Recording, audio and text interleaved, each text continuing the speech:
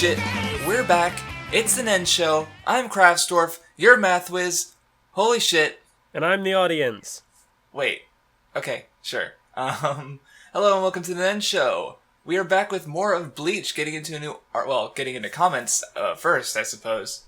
I have a bunch, so I think I'm gonna start. Oh, by the way, if the audio sounds weird, I moved.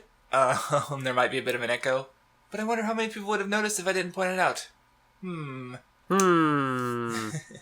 doomed yourself. True. Okay, starting with an easy one, Box Story asked about our favorite fight in the series thus far, and, it's still, I'm not sure which one, but it's still one of the Kenpachi ones from Soul Society for me. What's your favorite fight so far? Is it still... I'm thinking it's still Kenpachi versus, Tosen. That one was but a good even one. then, like, the fight's not that interesting, but it's just like Kenpachi being Kenpachi, so it's cool. I guess that's just Bleach in a nutshell. It's just this being this because it's cool. Okay. How many comments do you have? Because I have a bunch. Well, I got one here from Liable Punchline Dispenser, saying that I knew Gin would become Mathwiz's husbando from the get-go. So, congrats to you for calling that out.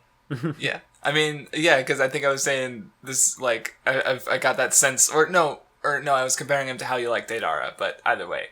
SSJ Shinigami suggested that we watch the anime scene of Ichigo getting wrecked by Aizen, and I did, but only after hearing Ichigo's theme, because his theme is amazing in a weird way, and I don't know, I've heard a bit of the Bleach soundtrack, and I want to listen to more of it.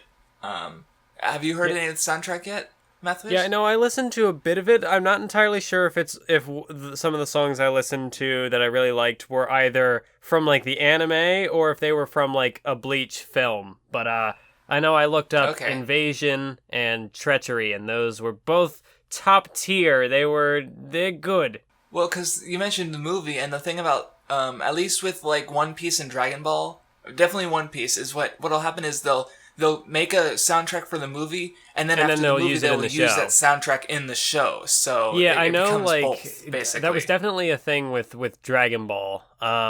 And I think maybe even Hunter x Hunter when they had their films, because one of the tracks that plays during the Chimera Ant arc, I think came from maybe Phantom Rogue? Maybe? I didn't... My brain wanted to die during Phantom Rogue, so... Yeah, I was going to say, that's the one I haven't watched. Attention. Good. So I can't confirm.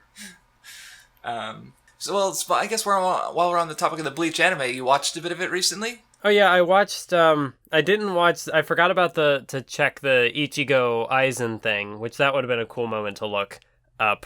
But I did check out, I looked up the Kenpachi Tosen fight, and I think the other one was... Yeah, my two favorites so far. So I also looked up Ikkaku versus Ichigo. And they weren't great.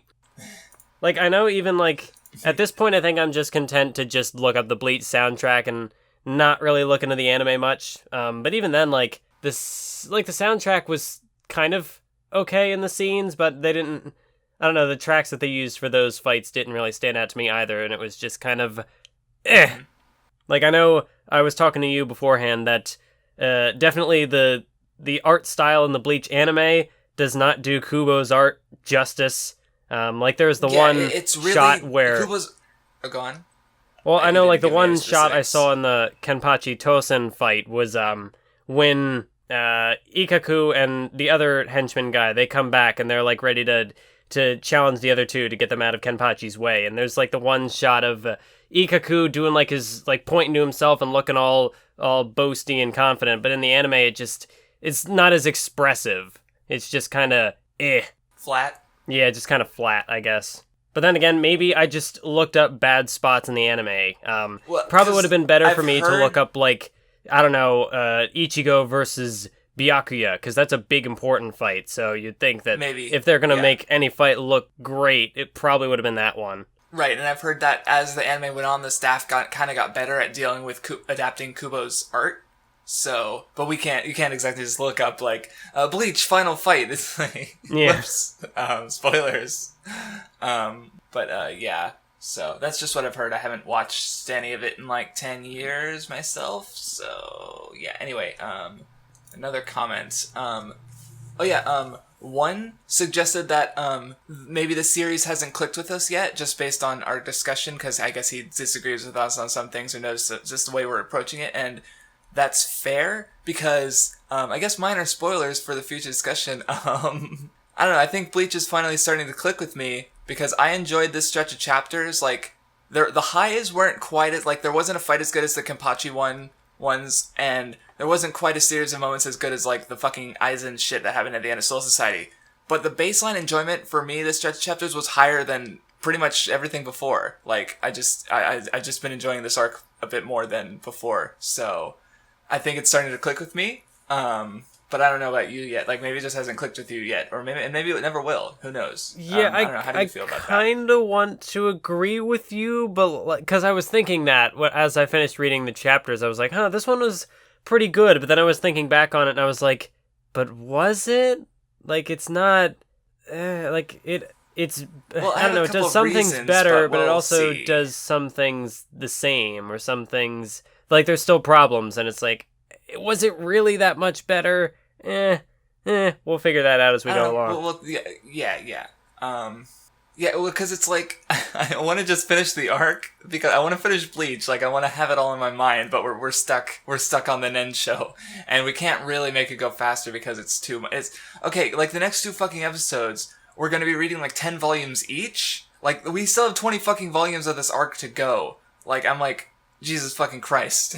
Like, I mean, I'm interested in it, but it's like, it's a lot, so we can't just like, let's do 3 episodes in 3 weeks. Like, no, that's a lot of fucking reading. We wouldn't be doing anything else.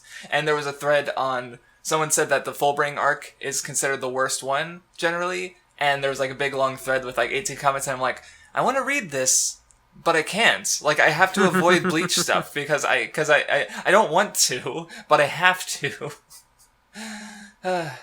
See, but I know you did say about some stuff clicking with you with Bleach, and there are certain things, like, I'll say more as we get into the discussion as it becomes more relevant, but there are definitely some things that might have kind of bugged me a bit in the past, or like things I didn't pick up on, and now I'm kind of starting to notice just certain strengths that Kubo does have. But I lost my train of thought. Dagnabbit. Oh, no. One really good comment was Igor they were they talked about sort of like the stuff with Rukia and Cayenne, and because what I didn't piece together was, because the flashback was all about the sort of life and honor kind of thing. Cayenne chose to fight for his honor and died, but I didn't connect that back to Rukia, because that's kind of Rukia's whole thing. Is she going to die for her honor, or is she going to live? And the arc kind of decided that she should live.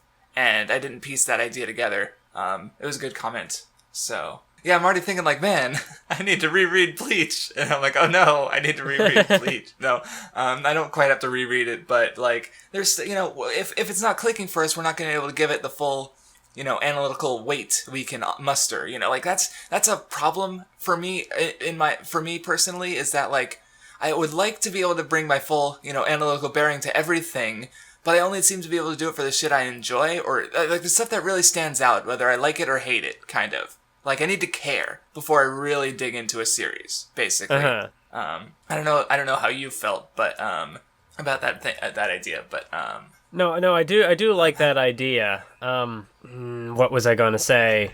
I had a thought, and now I don't. You keep having those, and then you lose them.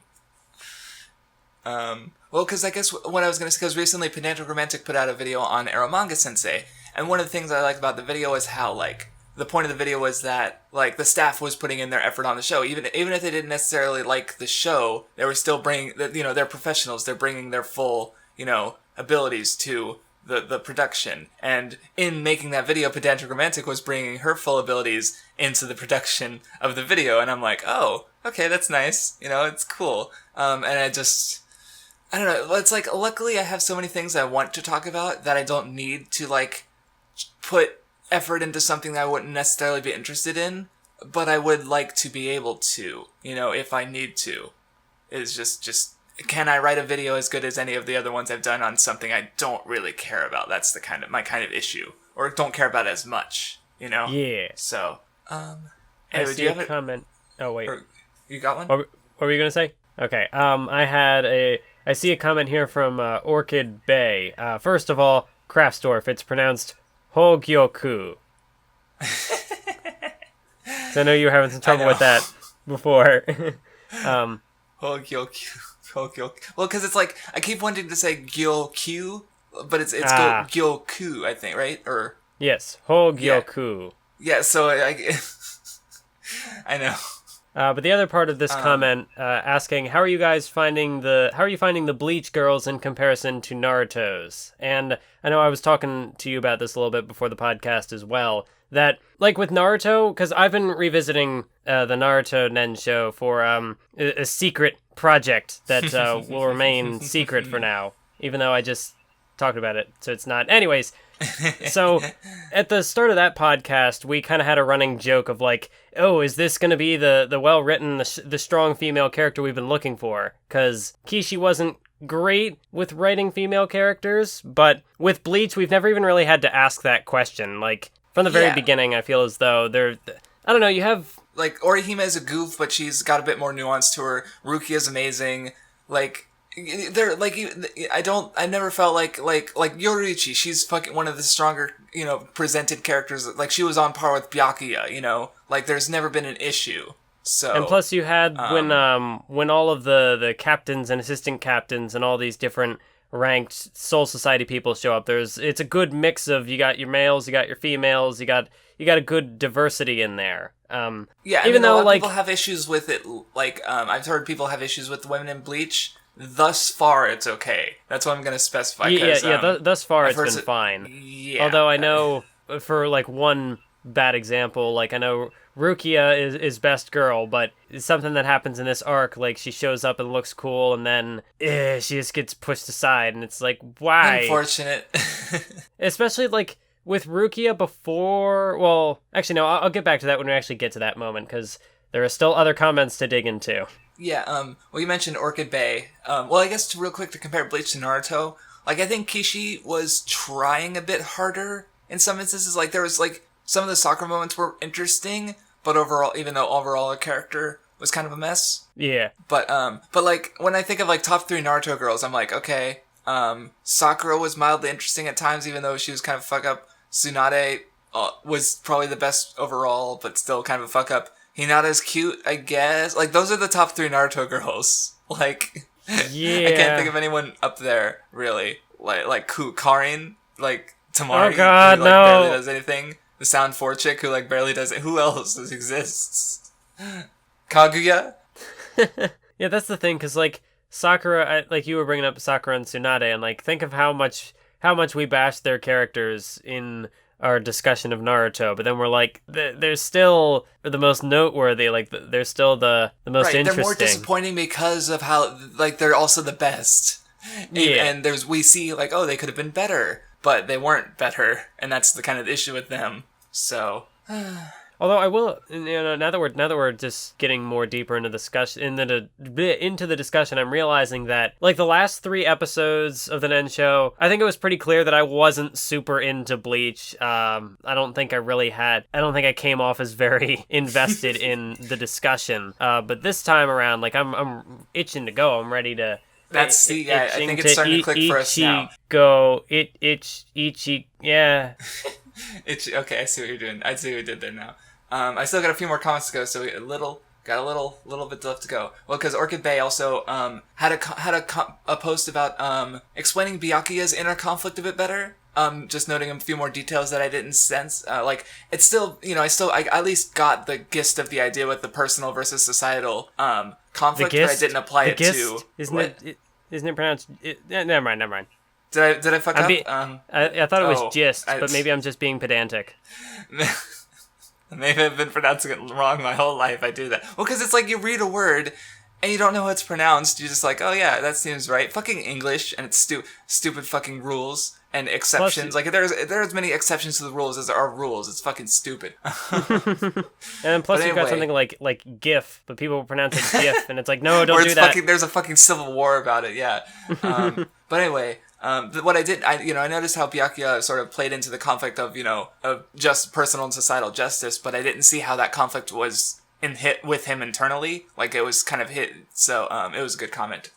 Still on the topic of Orchid Bay's comments, because there's another one directed at me, asking if underdog characters are my favorite type of shonen protagonist, or even as a side character.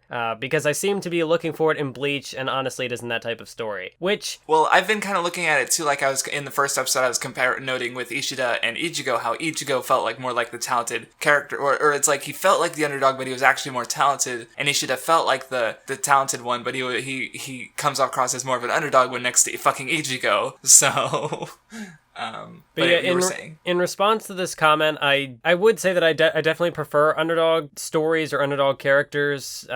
Like that's just generally what I find more interesting. But that isn't to say that I can't get invested in a top dog and opposite of an underdog, overdog, which I don't think that's a word, but I'm going to say it anyway. Because like I think of Son Goku from Dragon Ball, and I'm talking like pre-Z, because like once you get to the time skip split, then his character gets all, I don't like it. But with like early Dragon Ball, Goku is very clearly not an underdog. He squashes everybody in most fights, but I still found his character to be interesting just because he was funny and he was goofy, but he was also really like ignorant but honest, and I don't know, he was a fun character. But with Ichigo, like it's not that I dislike Ichigo's character, but I guess there's just a little, not just the fact that he's not an underdog, but there's just a little something else missing that I'm not latching on to with his character, I guess. Yeah, I'm not sure about him yet either. Like, I like him, but I don't know. We'll see. Although I think that's just me with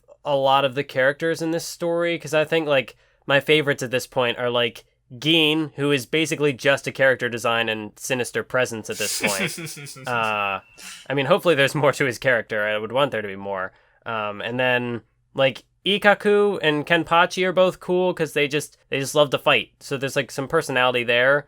But other than like those three, and I mean like Ruki is cool and Ishida is all right, but then like once we go beyond that, I don't know, there's just not a lot to latch on to for me. And I don't think it's just because they're not underdogs. I'm seeing because we're still at the end of the podcast, we're still going to do our top 5 characters and arc preference order. So I'm kind of curious as to what our top 5 characters will look like at the end of the day. Yeah. Well, because it's like, because one comment I wanted by Raziel Evernight mentioned that there's apparently artwork from an art book of Tatsuki as like a Soul Reaper with like a fox scarf, and it just, because it's originally I guess Kubo was going to go in more into all those other classmate characters, and he was going to minor spoilers. Well, why am I giving spoilers for what we're going to discuss? Shinji gets introduced earlier than I thought, and because he was the guy on the cover page, the covers on chapter 1, that I was like, oh, this character, I know he shows up later, and but Kubo didn't get the chance to introduce him in the earlier arc. In the first arc, like he was going to. Yes. So like, well, it just made me think, like, if Tatsuki might have at one point been, like, with them in Soul Society, and maybe Shinji too, I don't know. But it's like, but the editor was like, no, move on. And so Tatsuki sort of ended up on the cutting room floor forever, even though she's, like, of the students who gets left behind, she's probably, like, the best one. But it's like, so it's, I don't know, and I've also heard that Bleach basically got canceled, like the editors forced him to end it. Yeah. So, which is, I want to see Bleach sort of as it was, as Kubo envisioned it. Like, it's interesting because it's like, it's 700 chapters, but that was too short, apparently. And that's kind of like, wait, what the fuck? Like, if that's true, then Kubo's an ambitious motherfucker. Like, he's too ambitious for Shonen Jump. Like, he's the biggest fucking manga magazine. He was too ambitious for it. That's fucking insane. Like, that's an interesting thing about Bleach, because as I was going through this arc, it definitely hit me that, like, this is, we're now, like, almost 250 chapters into this story, but it doesn't feel like it, and that might just be because a lot of these arcs are just, dare I say, bloated with a lot of fights that not all of them necessarily need to happen, but, it doesn't feel like because think about 250 or so chapters. How far was that in a Naruto? How much depth was there to that story? With Bleach, I don't feel like there's that. Like, was that the end of part 1 Naruto? About 250 in? Yeah, we were already into part 2 by that point. And holy shit, yeah. And like with Bleach, it feels like we're still kind of just getting started, because this really is only the third major arc out we're of just 6, getting into. but yeah. Well, because it's like that's the thing. It's like, you know, we like the long form stories, and I just feel like Kubo was going for like the longest form story. Like he wanted it to be like fucking 1,400 chapters, which is fascinating. But like I can see the way this manga was a fucking drag reading weekly, because each individual chapter, like, what do you get? Not a lot, but you get from a full volume or the whole series, you get everything. So I don't know. I'm curious, because later on apparently it gets even more. I guess I'll say sparse in chapters. So arguably, like the last arc is like fucking 200 chapters. This arc, we've got another 200 fucking chapters to go.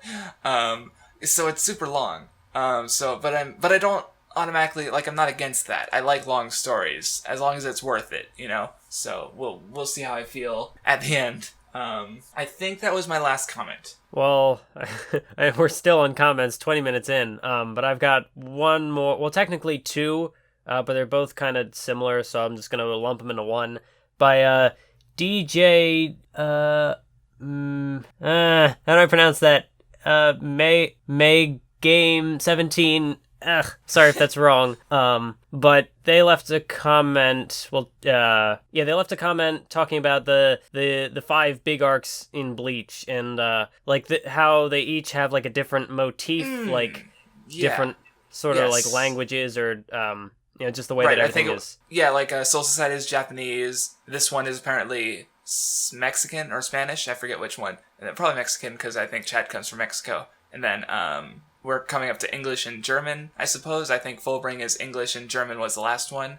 And then, but I think I know the other comment you wanted to say was how each one is focused on a character, right? Yes, and that I do like, because see, this is one of the things I started to kind of notice and appreciate with Kubo, is that at least he did, because before I was a little disconnected with how the characters got their powers, and they were able to go off to the Soul Society and fight these high-ranking Soul Reapers and whatnot. I've gotten over that by now, and because I'm seeing the way that these arcs are laid out according to like each character, how they each kind of get some focus, and I do like that as a concept, because it is showing that because with Shounen, with long form stories, there will be a lot of new characters that get introduced, and when that happens, some previously established characters get pushed aside so these new characters can show off their stuff. But at least with Bleach, Kubo is still, he's got that core 5, and it looks as though Kubo will try to continue to keep them relevant and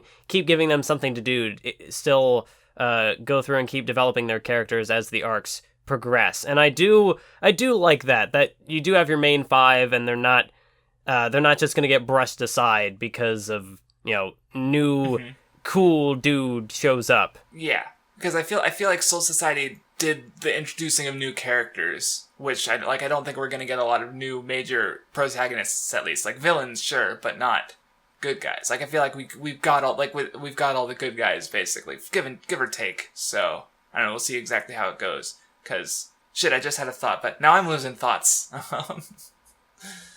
Let's just move into the actual discussion, like half an hour into the fucking podcasts. Well, see, honestly though, I like having all these comments, all this good discussion, all these observations that, stuff I missed. It's good. This is what the Nen Show's good for. It's good discussion. It's good stuff. I like it. Yeah, it'll be a bit different with Naruto, where it wouldn't surprise me if we had more sort of longer comment-related discussions, because since this is our first time going through, the story will probably miss things, and this is our, clarification section, where you can go back and notice things that we didn't notice before, so... Right. Well, because as I often point out, when you're reading a series, for a while you forget details, but even I think that's also true, especially the first time, just not because you're necessarily forgetting details, but you're not catching on significance when you might have otherwise. So I don't know. Anyway, let's actually discuss the manga that we're reading. So anyway, we are back in the human world. Okay, so right off the bat, the charm. I totally forgot about the charm that Ichigo's dad gave Ichigo. That was it was useless, but like the fact that they're bringing it up makes me think it's still going to be important later. I don't know how you felt about it. You remember the charm, right? Yeah, I remember the charm. Yeah, I'm sure it will be relevant. I don't know. But anyway, we get introduced to a new character, Shinji, who's a weirdo, like so many characters in the manga. Okay, so yeah, he's talking to Ichigo about the Vizards, or the Vizards, or he does, but I guess before that happens, or as that's happening, we get a certain recurring character, Grand Fisher comes back. Well, there's a few things going on, because also Ishida meets his dad, and because it's like, we knew he was gonna get his powers back, and we were just wondering how. But then when his dad showed up, I'm like, oh yeah, of course there's still another Quincy, because it's like I like how they're kind of similar, because he sort of does like a loophole where it's like, oh no, he just says I'm not interested. He's like, I'm not interested in Quincy's, but he never said that he wasn't a Quincy, Yeah. And because later on, when Ishida's going with them into Hueco Mundo, he says that, oh, I told my dad that I wouldn't be involved with the Soul Reapers, but you're technically not a Soul Reaper. And I'm just like, well, like father, like son, Yep. So, yeah, I'm fine with it. Like, we knew it was fucking gonna happen anyway, so I'm just like, whatever. Does it cheapen the fight against Kurosuchi, though? I guess that's the question. Well, I know as they're going through the training, that that whole thing about how he used his maximum or final form or whatever, it was touched on. I forget exactly what the details were because it doesn't come up until later in the arc, but they did at least kind of address that. And I don't know, I didn't really have any problems with him getting his powers back in this way. I definitely could have seen... It's not like he was handed them. He had to work for it. And there's... Yeah. Like, I feel like there's a bit more to it than we read, because his dad was kind of disappointed in him in the end. Like, because I think he could have used this technique, but instead... And done damage to his dad, but instead he uses the different one. So, like he's too soft, maybe. So, I feel like we're not done with that story yet, so it's hard to fully comment on it. I will say another thing that I've noticed about Kubo specifically in this arc, although I think it has popped up in the past. Well, no, it was more so it was all coming out of the woodwork this arc. I like how Kubo is able to... I mean, it could also be perhaps a tad problematic depending on how deep you want to look into things. But I thought it was interesting how Kubo is able to... how he's able to introduce these characters, but... like, when he initially shows them, like, not show off their full strength and then bring them back later and show, like, oh, this is how strong they actually are. Like, who is the... I know... what's his name? Hat and Clogs, I forget his name. Urahara. Yeah, Urahara. Like, he is a good example of a character who gets... I mean, he was introduced back in the first arc, hasn't really had much to do, but you don't question when he shows up and starts fighting things that, like, oh, yeah, of course he's strong. That's to be expected. Well, because it's like, we know he's a captain, or he was a former captain, so we know he's a captain level, so when he shows up and it is captain level, it's like, yeah, of course. So even though we haven't seen it, we know. But, yeah, it's, because there's a lot of that, like, especially, like, later on with the Arrancar fights, there's a lot of, like, characters not using their full strength, but it usually makes some kind of sense, I guess the issue is also repetition. I didn't have an issue with it, this arc, but, I wonder if I'll ever have an issue with it, I don't know. So, if we're done with the Ishida stuff, I fucked up. The talisman did become useful, like, immediately, because a Kon had it, and he got attacked by Grand Fisher, and it protected him. I'm like, oh, right, I forgot about that. And then we get a little bit of a reveal. How did you feel about Ichigo's dad being a Soul Reaper? This also kind of plays into what I just said moments ago. Because, like, Ichigo just having this massive wealth of spiritual energy, like, where does that come from? How would he have that? So, like, I'm not surprised that his father's a Soul Reaper. And I didn't actually connect that. I'm like, oh yeah, his dad's a Soul Reaper, so he has that precedent. Like, Ichigo's half dead. Ah. I suppose so. Well, see, because I didn't think about because I already knew. I was spoiled on that. I was mentioning that in the first episode because I remember Rikyo was talking to Ichigo about how hollows go after big soul energies, and I was like, and I specifically mentioned that Ichigo, the first thing that the Soul Reaper the hollow didn't go after Rukia or Ichigo. The hollow went after Ichigo's dad. And, because I knew, so I pointed that out implicitly. So, yeah, Kubo had it in mind. This isn't any sort of an ass-pull, it makes total sense with Ichigo, like you just pointed out. So yeah, I'm cool with it, is what I'm trying to say. And, okay. I actually really like the Grand Fisher. Okay, here's the thing. Whenever I hear about Grand Fisher, everyone, he gets beaten easily. Oh, it was lame. Oh, how did you feel about that? Was Grand Fisher the one that... This is the one who killed Ichigo's mom and got turned into an Arrancar. Remember how I was mentioning Arrancar before you knew what it was? Yes.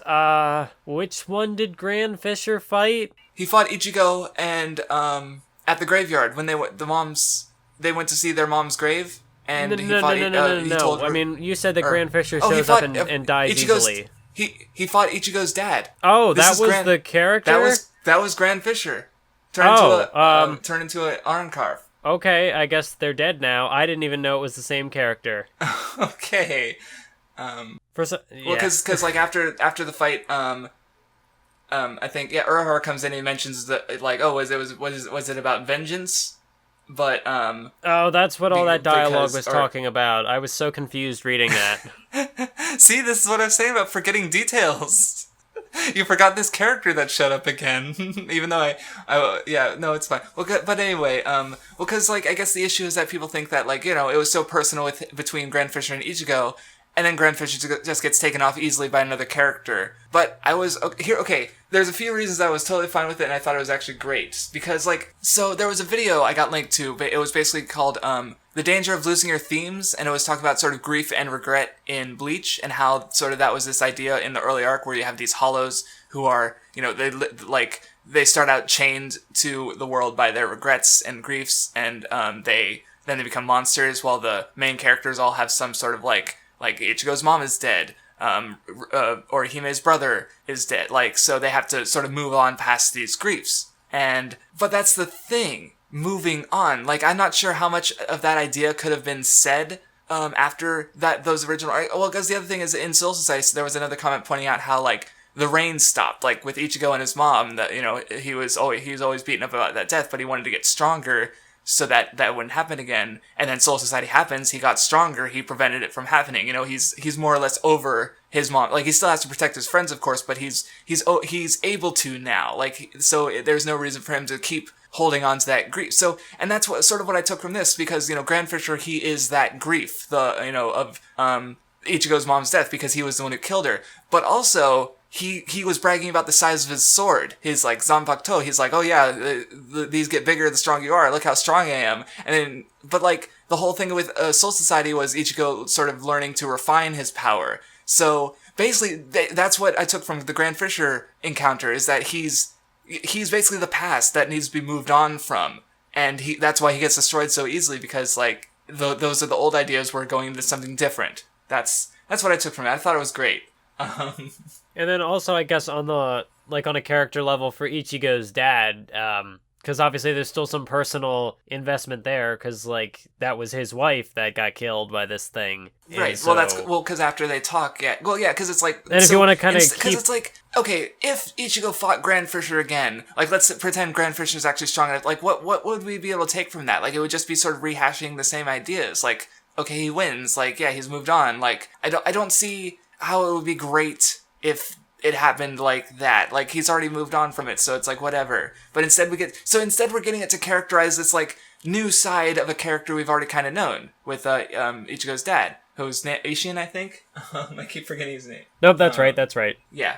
So it's so now we're learning about this new character using this old the Grand Fisher, who's this representation of the previous two arcs, and then we're using that to characterize a new character. And he's already kind of he regrets that he couldn't save his wife, but he does it. But there's no he doesn't seem to take pleasure in defeating Grand Fisher. Like, he was never, he just, like, as he says, hollows do as hollows do. Like, that's just how it works. He was never super, like, beat up about it like Ichigo was. So, of course, he's able to just destroy Grand Fisher easily, like, on an ideological level. So, yeah, it was good shit. And, yeah, apparently this moment is infamous. And I'm like, why? It's good. Maybe it's because people just want fights. They just want to see cool shit. And they don't, like, but Bleach already gives you so many fights. Perhaps more than even is necessary. Why do you need more? I guess. I don't know. Maybe someone in the comments has a different perspective on the Grand Fisher thing. Or maybe I just blew everyone's minds. So who knows? But yeah, I liked it. It was good. Oh yeah, I guess another thing that works out is, like, they're talking about sort of Arrancars and sort of like how... Because there's, like, different types of Menos Grande. Like, I think the one that Ichigo fought at the end of the Substitute Soul Reaper arc was... that was, like, a foot soldier level Menos Grande. And then there's, like, 2 other levels beyond that. But, like, so I think most of the strongest Arrancars are, like, the third, the most powerful level of Menos Grande. But Grand Fisher, he was just a regular hollow. So even though he was turned into an Arrancar, like, actually think about it, like, he's, like, bragging about the size of his Zanpakuto, but it's really, like, about Ichigo's size when he was first starting, so it's not really that strong. Like, he's just, within the rules of the setting, Grand Fisher was a joke, basically. So, even as an Arrancar, that's just one thing I noticed. So anyway, but, everyone's kind of, like, Ishida's trying to get his powers again, and the Vizards are trying to, convince Ichigo to master his hollow powers. So because we finally got a little bit more information about that, what was going on last arc with the hollow mask that kept fucking following Ichigo and being spooky, and the hollow Ichigo inside of him. Anyway, they're kind of just debating about that stuff for a little bit until we get the 2 actual Arrancars show up, Ulquiorra and Yami, or Yami, I don't know. Oh yeah, so a couple of interesting parallels I noticed is, like, okay, so they, like, Yami and Ulquiorra show up, and, like, Yami does, like, a soul suck thing, and that reminded me a lot of Yu Yu Hakusho, because a bit into the first arc, there's, like, 3 characters who show up. You might know Hiei, just from, or Kurama, but there was, like, a big guy too, and he, like, ate souls and sucked them up, I think, so this reminded me of that. And then later on, Ulquiorra, like, punches Yami, and then I got, like, a flashback to, like, Vegeta and Nappa. So it's like, I don't know, it's just like there's a big small, like, the small guy is always the stronger one when this thing happens. It's fun. But yeah, anyway, we're getting introduced to the strength of these new Arrancars because they just fucking wreck Chad. And the Orihime is actually, well, we find out a bit more about Orihime's powers because she's got some shit going on. We don't find out everything because there's still more to the series, but she's actually able to hold her own a bit against the Arrancars better with her shield. So that's nice. But yeah, did you have anything to say about this sort of encounter specifically? Like Urahara and Yoriichi show up and they fight for a bit. I don't know. This is one of the things that I guess I dislike about this opening to the arc, this whole stretch of, like, 60 chapters, is that, like, a lot happens, but I don't want to say nothing happens, but, like, I feel like it all just kind of bleeds into each other after a while. Because that's just the thing with Bleach, is that there's just a lot of fights, and I don't know if there's I was enough... I was like skimming through it trying to remember something to say about it after the size difference observation. Because it's like, oh yeah, I guess they fought for a bit. Well, because, like, I guess Ulquiorra is, he's like, oh, you're trash, they should be killed. But then he decided not to kill Ichigo because he was trash, not even worth killing. I'm like, oh, okay. But they explained it a bit better later, when he was explaining himself to Aizen. So, ultimately I'm fine with it, but at the beginning I was a bit bothered by the apparent contradiction, so... But, and of course, and I guess going back to your points earlier about the sort of, like, how strength is managed, like, we find out, like they haven't even used their, Bankai equivalent, where they, merge with their sword and change forms. Like, these guys aren't even trying, basically. So, even against Urahara and Ichigo, so, yeah. Oh, okay, and I love this scene after after the Arrancar fight... then the Arrancar leave everyone battered and broken in there at the school, and there's like a bunch of voices outside, and you see a bunch of feet, and then the fucking Soul Reapers just, I love that. because I didn't expect it at all. that was pretty fun. Like, they just put on uniforms and just, like, went to school. Like, they're all, like, fucking hundreds of years old. They're just like, hey, sup, Ichigo? And like, they don't give a fuck at all. Oh, and then fucking Rukia. I was like, yes, it's Rukia. It's Rukia. She's back. I love her. Well, and it's like, you know, they, like, Ichigo's in his slump from, you know, fucking up with the Arrancars, and then they sort of go back to their old routine, you know, like, because Rukia's a Soul Reaper now. She doesn't need to go out with Ichigo to defeat a Hollow, but she was trying to prove a point, you know? Like, she doesn't actually fight. It's just like, I think it was like, what, chapter 2? When she was forcing Ichigo to sort of, like, be a Soul Reaper, remember? Because he was like, I'll only do it. Call back to that. Yeah, I didn't catch that until, like, noticing just the way she's sort of, like, standing at the side and, like, speeching at him, and, you know, he's got to get his shit in gear, because, you know, there's a different purpose behind it, but it's definitely a little, you know, again, it's going back to form, so the reference works, you know, for, you know, because it's sort of just, you know, kicking Ichigo back into gear, so he's not moping anymore, you know, getting Ichigo back to normal. So yeah, that was Rukia is good. It's nice seeing more Rukia. She's so adorable. Like, oh yeah, later I think they're explaining shit, and she's doing her little cute doodles again, and I'm like, yes. Rukia, she's so good. I like the little doodles, especially considering just how cool the designs are supposed to look, the way Kubo initially draws them, and then just seeing them sort of, you know, boiled down in these little caricatures, cartoony looking animal things. It's great. Yeah, I'm starting to think that maybe part of the reason I like this arc is because it's sort of taking, like, some of the good aspects from, like, the Substitute Soul Reaper arc, and some of the good aspects from Soul Society. So it's, like, merging like, it feels like a mixture of both, is what I'm trying to say. Yes. And I think it works. So yeah, anyway, the Soul Reapers come in, they inform everyone about the situation, explaining the Arrancars and the whole Gyoku. I think I gotta, like, pause before I pronounce it. And of course, you know, sort of hyping up Aizen because he's, you know, the big, well, because it's like after, I guess at the end of the last arc, like, because, you know, people say, like, oh, Ichigo, he doesn't have a goal, but at the same time I'm like, okay, what the fuck is he supposed to do but react? Like, he can't, no one knows where Aizen is. Like, are they just gonna find him? Like, I don't know. Like, this is about the best way to handle it. You know, give Aizen a reason to antagonize the main characters and have him do it. And then, you know, like, later on, they become interested in Orihime. So, yeah, it's fine. And we get introduced a bit to Grimjo, who, he's a guy. He's definitely a character. But anyway, now that they sort of know the deal, like, the Soul Reapers are kind of integrating a bit, like, figuring out where they're gonna stay, and they kind of get into, I guess, training, you know, because they know, like, we have a timetable, like, they need to get ready by winter, but of course, well, I guess before they could really get into that, Grimjo's like, fuck it, he wants to start some shit, so he brings a bunch of Arrancars, and they invade, and we get a bunch of fights, and it's, oh, okay, before we get into that, though, I love the fucking scene where,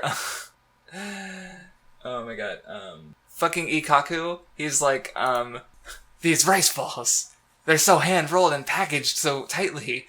Yes, and I love the way it's, like, drawn, because it looks so serious, but it's just this... There's a conspiracy. Well, because, of course, these Soul Reapers with their feudal Japan, you know, lifestyle would be like, what the fuck is actual society? It's just so dumb, and it's so, like you said, he's drawn so seriously, it just enhances the joke. I just, that moment has stood out to me of just these, you know, Soul Reapers sort of adjusting, and in different ways, like, Hitsugai is sort of just, like, fucks off, he doesn't want anything to do with anything, and, but then, what's her name, the, chick, Matsumoto? Yeah, she's just a natural, so, anyway, although, on the topic of her, let's talk about my new favorite character, Kon. Yeah, same. Cause, like, with him and Keigo, Asano, the other dude, more so with Kon, cause, like, I remember in the first arc, he was kind of an interesting character. Like there was an interesting idea posed I with think him you about like his, the nature his arc of his was one creation of the because like he did have like, he did have like the jokey jokes, you know, the same sort of, he was still a bit of a perv and he did his stuff. That's all he is now. He's just that now. He's just that one gag. And basically, it's not funny. There was a little bit at the start where he was, because he was attacked by Grand Fisher at first, but it's like, yeah, well, because when you mentioned it, I thought, my first thought was like, well, you know, Roshi and Jiraiya are perverts too, but then I realized like they have more to them, at least usually. With Colin, it's like the soul pellet thing was important back in the day. Like it's not so like. I don't know, especially now that most, like, because he had Karin come in and she knows Ichigo's a Soul Reaper, and she was trying to talk to him about that, but they got interrupted, and then that never really came up again. But, like there's little, like, I guess, he's just kind of, like, there. Like, yeah, I don't really see how Kon could really be reintroduced to the story as, like a fighter. It feels like he should be part of the gang, but he kind of isn't, so he's just, like, he's just kind of there. Like, he's just the comic relief. And it's, like, there's other characters for comic relief. Like, we were just talking about the Ikaku scene. He just seems kind of unnecessary, except for as just, like, someone to be in Ichigo's body when Ichigo isn't in his body. And that's only going to be relevant for, like, he did, in the volume ender pages, he was doing stuff during the, while they were in Soul Society over the summer. Like, he was... but that's kind of all he is. It's like, just, like, they could do that with any soul pellet. Like, later, Rukia she puts a pellet into herself, so she could, go Soul Reaper. And she has her own, because I think, the Chappie, I think it was, the original one she wanted. That was, like, super cutesy. But it's like, yeah, like, that's all you really need from Kon, and it's just Kon has a different personality, like, that's it. But it's like, yeah, he's just kind of just a comic relief right now. And he's not funny. He's aggravating every time. Because all it is just sex jokes. And Yeah, but it's like, I'm not sure how they could do, like, what more could be done with him either. Like, so he's kind of like this artifact that doesn't need to be there. Like, it was an interesting idea, but that was kind of it. That, like, and then, like, you know, but then it's like, what else could be done with him? I'm not sure. So, Like, how do you make a mod soul be able to fight fucking Arrancars? I don't know. It just, I don't know. It just makes me think of, like, well, I guess just a lot of shonen. Well, I won't say a lot of shonen because I've only read so many. But maybe I'm just not good at reading the right shonen, because it seems like this type of, you know, like pervy fan service stuff seems to be in multiple, you know, in these stories, and they're never. I won't say never, but they're, I don't know, I feel like with Naruto, I think there were moments where it was just not... Well, since you mentioned Naruto specifically, like, I feel like, you know, these series are intended to be enjoyed by younger viewers, and, like, especially with Naruto himself, because his perviness was part of his childishness. Like, it's also shown in Konohamaru, who's also a child. And so, I feel like it's a bit, like, you don't really quite get that in America, because... Well, like, I do, like, to a degree, like, if it's part of who the character is, and, like, but there's more, well, like... No, it's more... No, I have a different... That's not really my point. Okay. What I'm trying to say is, in America, perviness isn't, like... It's there, but it's more... Since adults are more prudish, like, oh, no, you can't show boobs. No, boobs are bad. You can't... No, it's... But with Japan, I think that the perviness is supposed to be seen as a childish element, so it is a work that's intended to be... You know, it's in a, even if it's not aimed at children, a child will still find it when they read the magazine. Like, yeah, Death Note was in Shonen Jump, so that they couldn't put, like, rape or boobs in it, because a child would still, like, a child probably wouldn't like it, like a young 7-year-old, but they'd still, like, be able to read it and not, you know, it's still in the same magazine. So, but it's like, I guess my point is, like, is it there for kids, maybe? Like, it's expected to be, like it is a childish thing, like, I guess... Or, like, the way that it's integrated is in a more childish manner. I don't know, because... Maybe. Well, I know when I was first getting into anime... Because it's common between, like, perviness is always kind of there, is what I'm trying to point out. So, yeah. And I guess it's just an element that shonen stories don't ever really integrate all that well. Because I know, like... when I was first getting into anime, I was very anti, like, I was one of those people who was like, oh no, fan service in this show, then it's inherently bad. But then I started finding different stories that integrated it in different, more interesting ways. And yeah. But whenever I go back to these shonen stories, like a Naruto or a Dragon Ball or a Bleach, it probably is because of that. It's being aimed more at that younger audience, so they only want to. Because there are certain things that you can't do and still aim it at a younger audience. So perhaps because it's at that younger audience that these jokes are integrated in a way that I don't appreciate. But like, because the thing, I guess, like with a character like Naruto or Konohamaru or Jiraiya or even Kame Sennin Master Roshi, there is more going on with their characters, and like that's just a part of their character, and so at least on that level I can kind of accept it.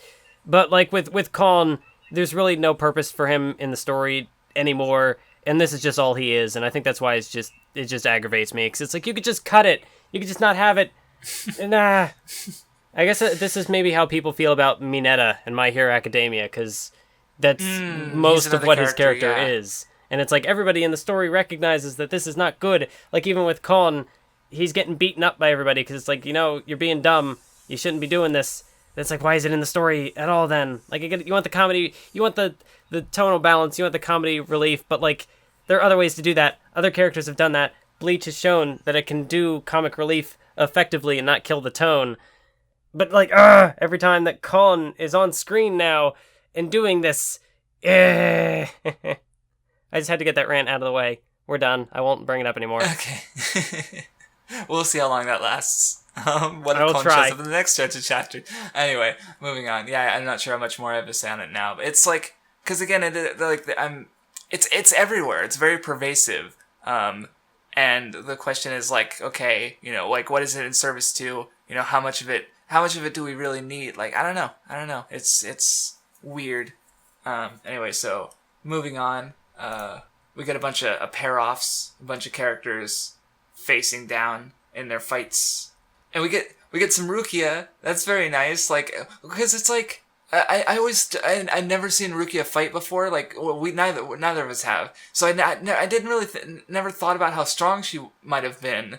So it's like, because I always just assumed like, because she just immediately gets like turned into a human, or stripped of her soul reaper powers, so she's just kind of there. But no, then she's fighting an Arrancar, and the Arrancar, underestimated her, like, as all the Arrancars seem to do, at least in this arc, or stretch of chapters, because, he was like, you missed, I can fly, and then nope, it didn't happen that way, because that's basically what happens with the other three later, because, they were sort of like, the Arrancars seem to like playing with their food, is what I seem to notice, is, they just sort of toy around a bit, and, which allows the Soul Reapers to sort of like, Rukia had a trick to her power that the other guy didn't understand, and the other three later, because I was thinking about like the whole time, it's like, I remember the rule of how Soul Reapers, they limit their power when in the human world, so they don't cause too much damage, and I was like, I kept thinking about that, and then it actually comes into play when they, get approval to remove that limitation, and then go full fucking ham and destroy the Arrancars. I'm like, okay, cool. But as far as the Arrancars themselves, like, I guess it's good power balancing, because they're kind of like, they're keeping anticipation for what's to come, while also keeping the battles tense and winnable now. Like, so I guess you could complain like, oh, the Arrancars aren't going their full potential, but like, also that's, I don't know, it's being, I don't know, I feel like, I don't know, maybe it's the point. I don't know, because I did have a Curious Cat ask, someone mentioned how, sort of like animalism, like, or animalistic tendencies, like, might come into play this arc. It was an interesting observation, though I need to, actually read the whole arc to really see how, but because it's like, you had there's the Arrancar later who had the 8 arms, and like an octopus, and I'm wondering if maybe there's supposed to be an animal theme with these guys. I don't know. Yeah, because you did have the one, like, gorilla ape person. Yes, and I think I've seen Ulquiorra with like with wings, so maybe he's like a crow.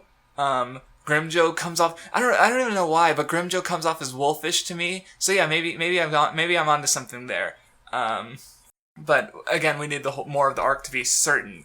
Since I had that in mind, I was really thinking about like playing with their food, So just the way that this was presented, but I don't know quite yet if that's the mark I should be on or not. So I don't know, because again, we're only reading a fraction of the arc, so there's only so much that we can settle on for certain. But not that we're not. Yeah, I don't know. We'll see how it goes.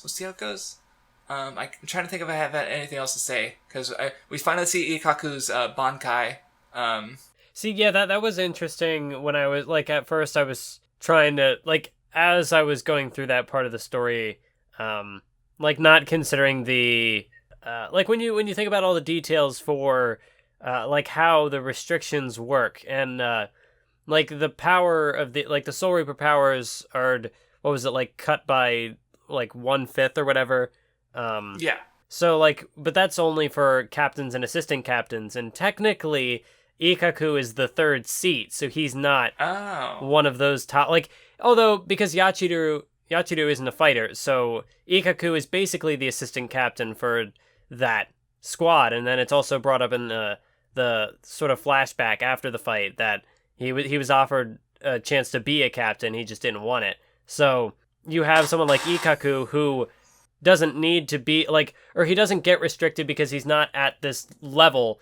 So when everybody else was getting beaten up, and here's Ikaku going ham, bringing out his Bankai in this sick panel. Please put this on screen, Craftsdwarf, because look, my boy Ikaku, he's not playing around. This is a Kenpachi level, ready to fight, ready to gorgeous.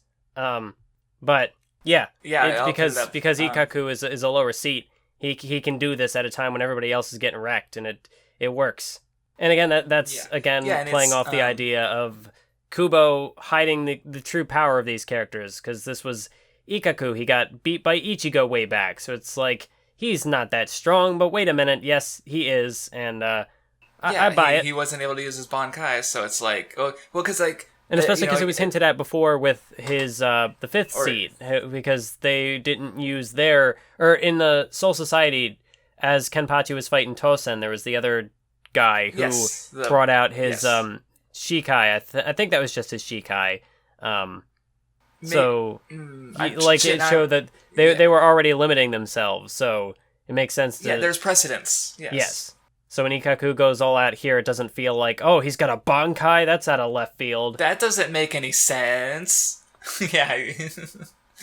Although I do kind of wonder, because, I'd already said before that, with the fights in Bleach, I do have a level of assisted tolerance, shall we say, where not turning my brain off, but I've realized that I'm not going to get as invested in these fights as I want to, so I kind of just go into these fights with a slightly lower expectation. So maybe having someone like an Ikaku pull out a Bankai, maybe there's some weird actual details that I'm missing there that oh, maybe this is a little problematic, or maybe I'm not, because you haven't said anything, so I don't know, it makes sense to me. It works. So yeah, Ikaku fights. There is a popularity poll later, but not yet. He also gets a little flashback with Kenpachi, because he uses his Bankai, and he ends up on the ground, but then he's sort of this live, fight, kind of, don't stop, this sort of determination aspect comes in. And yeah, that's what you're talking about, of him potentially being captain, but he wants to be Kenpachi's subordinate specifically. But yeah, he doesn't die. It's cool. Although, just imagine if he did become a captain, then there'd be 2 Kenpachi squads. So maybe it would have been for the best, and he's limiting the Soul Society by restricting his powers to being a deputy of Kenpachi.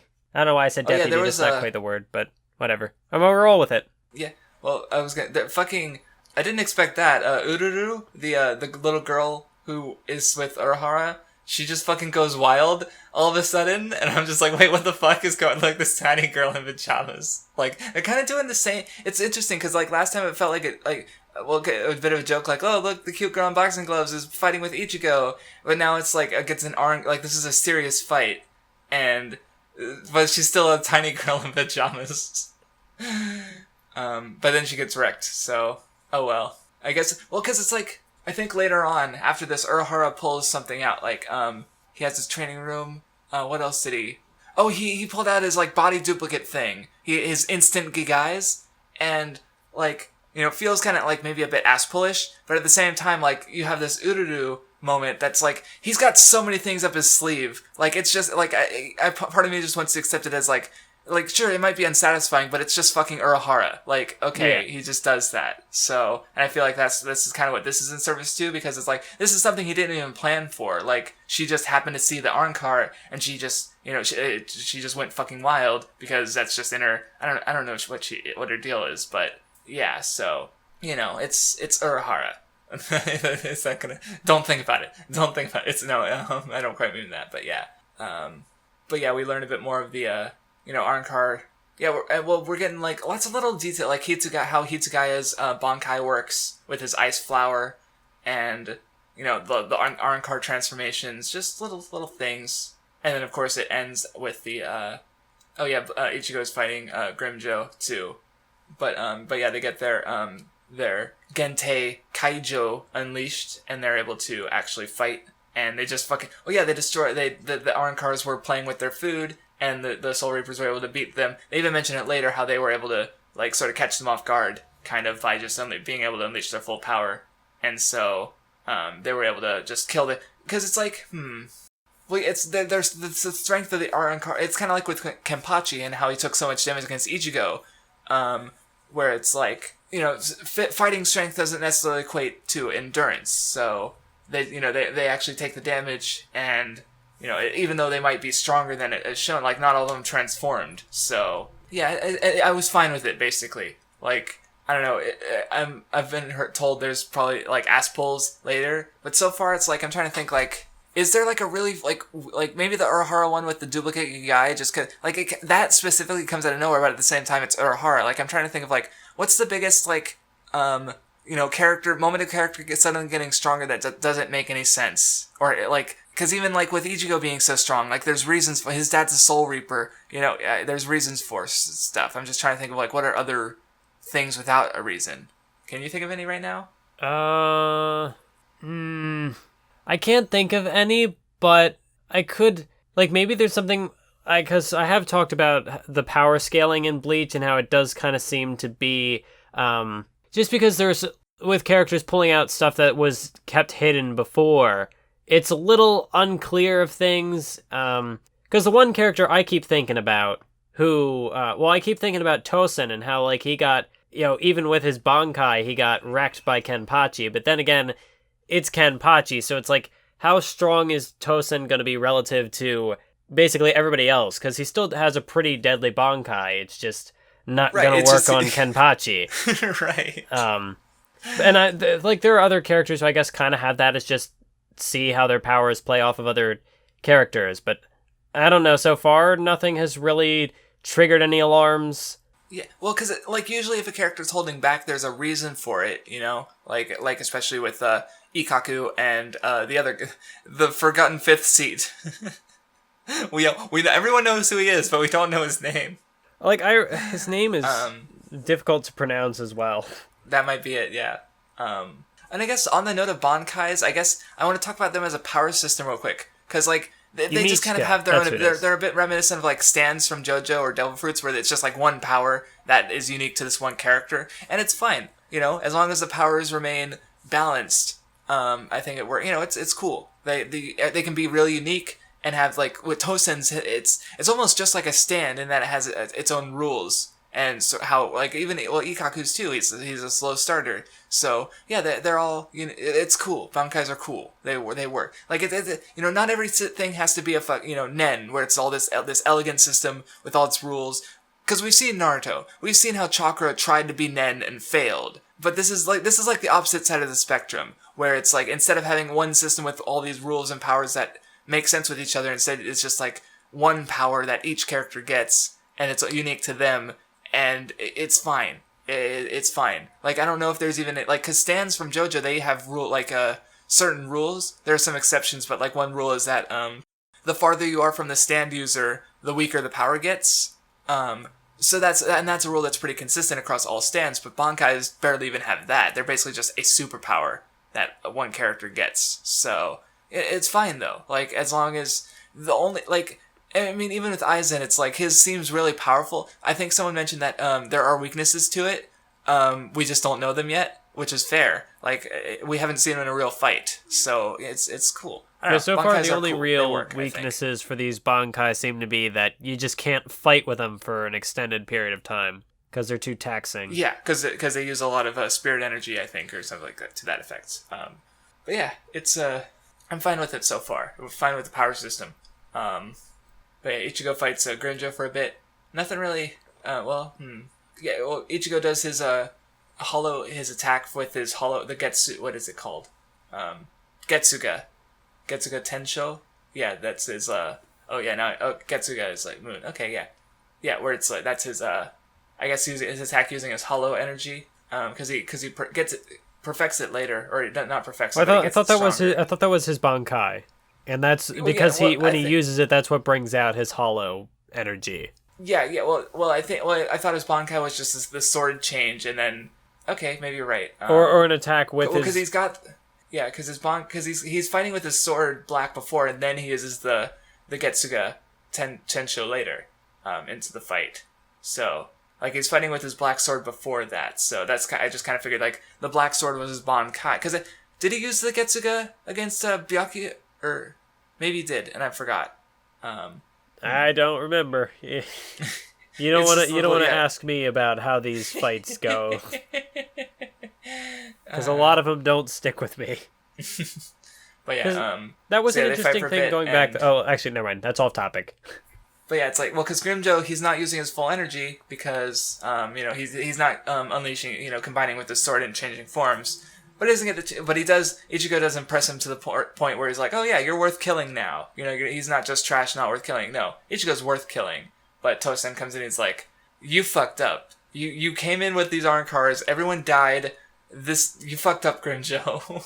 And he just takes him away. So, that seemed fair. Like, yeah, okay, yeah, Grimjo, because Grimjo is going out of orders, and Tosen just happened to come at the perfect time, but whatever, that's just how stories work. I was fine with it. Yeah, I guess this is where, now that I think about it again, the stuff with Tosen, I'll have to just keep a closer eye on it in the future, like in the rest of this arc, because thinking back on like just how the nature of the power scaling works, like, or just going off the fights that have happened so far, Ichigo beat Kenpachi. Granted, it was a handicapped Kenpachi, but Ichigo beat Kenpachi. Then Kenpachi, still handicapped, beat Tosen. And then, okay, so like, Ichigo would then therefore be stronger than Tosen. So then Ichigo fights Grimjo here, gets beaten up, Tosen comes in and wrecks Grimjo.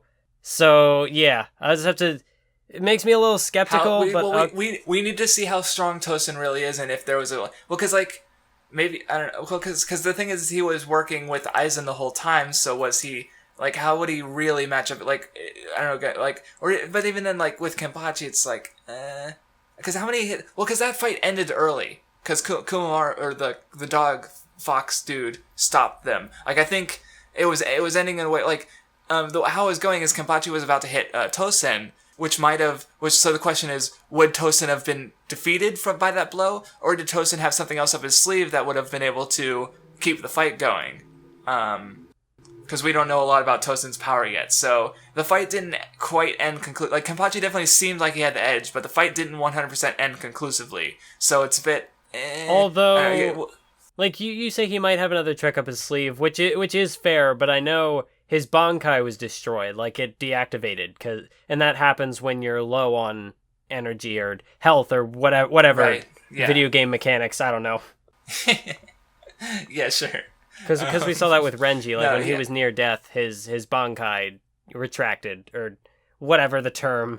Yeah. So I mean, and what did he use the Shikai? What did that have a thing that he could at least get away? I don't know. Maybe we'll have to see what happens with Tosen later, because that's something to keep in mind. In fact, although, I'll even write it down. I'm focusing on Tosen a lot, but because otherwise I haven't had any real issues with it so far. So like when I do see this one that kind of stands out to me, I think that's because everything else has been working fairly well so far. So I'm just like, Yeah, but again, that question is like, it's Bleach. Like again with the Ikaku thing, like we find out he could have used his Bankai, he just didn't. So but it makes sense why he didn't use his Bankai. So if there's a good reason Tosen was holding back, like again, he wasn't actually working for Soul Society he was at the time pretending to, but he really wasn't. So there's a potential reason he might have not wanted to go full out against Kenpachi, especially if doing that would have put his life at risk. So so I don't know. We'll see what happens. But yeah, the fight ends. Everyone sort of goes to lick their wounds. Ikaku gets taken to Keigo's house. He's trying to become relevant for Keigo. And then Urara is healed by Urahara. Then we see Grimjo loses his arm and gets demoted from his position. Oh, and Gin shows up, just being a smiley boy. Yeah, Gin! Although I will be kind of interested when he does actually get some sort of big fight, because... Well, he hasn't used his Bankai yet, so... Well, yeah, because so far Gin has just kind of been there. He's been sneaky background, Yeah, he was like the red herring for he's the secret mastermind through all the mystery stuff. But no, it was actually, he was just working for the mastermind. So yeah, that's mostly been what he's been doing so far, the smiley boy who's been working for Aizen behind the scenes. So although but yeah, I'm curious as to what... Because with Gin there's a little more mystery there, because with Aizen we know what Aizen's capable of. He wrecked everybody at the end of the Soul Society arc. Gin, the only thing we saw from him so far was slicing up the gatekeeper's arm. That was kind of... Yeah, and then knocking Ichigo and the others away. Yeah, that's pretty much it. So I'm just hoping that Gin gets a good payoff here. I hope he'll probably get defeated, but I'm hoping that his defeat is a glorious... Yeah, I don't know. I know for a fact he gets a fight later, but I don't remember who up against who. So it might... I don't know when it'll be. It might be a while. But hey, if even if it's not until chapter 700 and... Up until then, Gin is just being sneaky background sinister boy. He's good at that, so I'll be okay. Yep. But so anyway, now that everyone's really sensed the threat of the Arrancar, is Ichigo finally goes to the Vizards to train. Chad and Renji go to Urahara. And we get a popularity poll. Woo! So, yay. Okay, first place is Ichigo, as expected. Third place is Rukia. I need to shoot some people.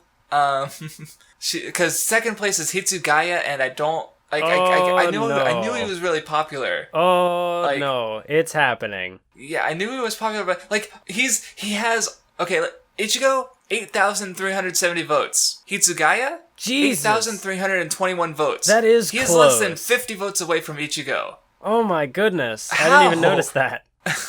I wouldn't say I have any problems with Hitsugaya's character so far, but I don't know what makes him stand out so far above. Just from what little I know of Bleach, I think it's just girls who think he's cute. That's the only thing I can guess at. Because I guess he's got a cool power, pun very much intended. He's small. I like Yachiru for being a very small, cute girl, so I guess, girls liking Hitsugaya for being a small, cute boy, I can't really fault them for it, can I? Where would Yachiru rank in the Craftsdwarf popularity poll? Find out next time. Number 1. I don't know. Maybe, she's cute. Top 10, maybe. I don't know. That's Gin's 5th place, so that might salvage it for you. Even though he's done even less than Hitsugaya, so let's be fair. Yeah, because at least with Hitsugaya, there is that dynamic with what's her face? The Matsumoto? The girl, Boobs. Momo, I think. The other girl, the one with the he's in with 2 girls, boobs and no boobs. So, but no, there is a little bit to his character. And to be fair, does Gin really deserve 5th place? Yeah, that's what I was saying. So, but then you got Renji at 4. Is 4th place as sure, he's the rival guy. Byakuya is at 6, which makes more sense now that we've seen more of him. More of sides to his character instead of just quiet guy just sort of walking around being all ominous. Which Have we seen more sides to his character, though? Well, we more depth, like, we understand him a bit more. At least I understand him a bit more thanks to that comment. Because it's like, again, like, the resolution to his conflict, I think, showed, like, as he realized, why he was wrong. Like, yeah, that's something, I guess. It's not nothing. Yeah, that's fair. Kenpachi is 9th. Too low, but I'll take it. His outfit, though, like, because the Soul Reaper, like, he hasn't been to the human world yet, so, and the Soul Reaper's all, like, he's usually been in his Soul Reaper robes, but he's got, like, this big white coat and a hat.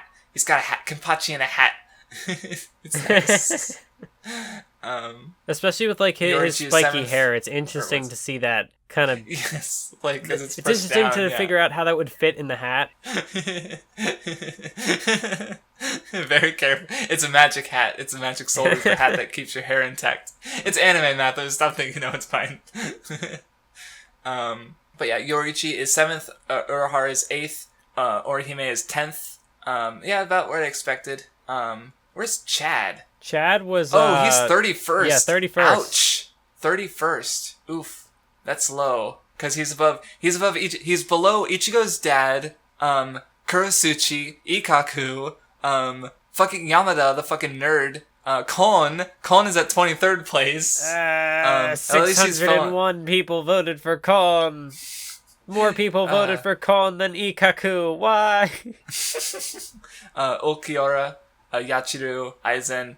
Aizen's actually fairly low. I figured his handsome review... Didn't he rank pretty highly in one of the other polls? Was maybe he top 10 in the last? I don't even know if he was top 10 in the last one. Maybe not the last. Well, there was like 2 during Soul Society, and I feel like he ranked decently during one of them. But he went down despite being more, despite getting a makeover and a plot boost for being the secret antagonist. But anyway, also, they're cutting up a bunch of the smaller votes, so there's less funny votes. Aizen's glasses got 137 votes. Wait, what? What? I knew there was some joke votes in, like, the 1 or 2, but Aizen's glasses got 137 votes. Well, because he's dead. Aizen's glasses, they got condolences, for the dead character. Aizen's glasses, they're dead now. Maybe that's it. There are people who are bitter about the redesign. 137 people just like the old Aizen. So they're voted for his glasses specifically, maybe out of hopes that Kubo will notice and return them. I suppose so. Because character popularity has actually, I've heard it does affect, with One Piece, I can think of a couple of, 2 examples, and also JoJo's Bizarre Adventure, where just a character's popularity, made the author bring back characters who had been dead, so it actually sucks. So I'm glad Kubo didn't listen to his fans for the sake of listening to his fans. Yeah, this is one of the potential pitfalls I see in long-running shonen, is that because, they do have to adhere to the magazine or whatever, and, adhere to an audience because obviously it's being published weekly, so I do think in having a story that is, being continuously published, so, a story could take 10, 15 years to finish. Or if you're Togashi, it could take, 100 years to finish.